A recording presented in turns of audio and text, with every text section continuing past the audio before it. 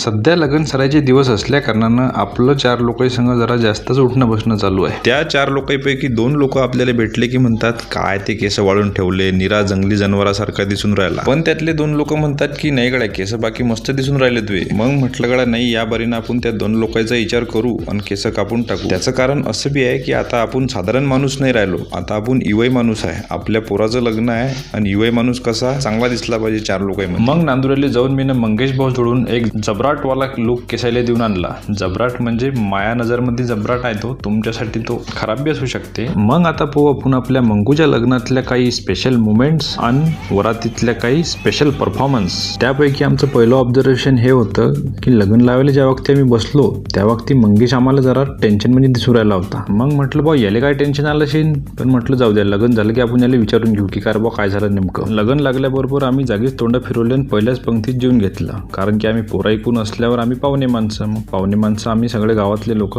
पहिल्याच पंक्तीत जेवून घेतलं। जेवण करता करता अचानक नजर नरदेव नवरीवर पडली तर आम्हाला काही अलगच नजारा पाहायला भेटला। ते असं की आपल्या गळ्यानं तर बा डायरेक्ट स्टेजवरच गोष्टी सुरू करून दिल्या, मस्त गुटर गुटर गोष्टी करून राहिले होते ते गप्पा गोष्टी। त्याच्यावर लक्ष्मणचं म्हणणं काय ते पाहून घ्या तुम्ही।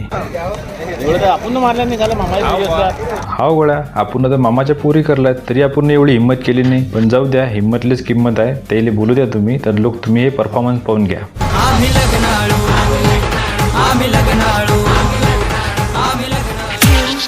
I like you.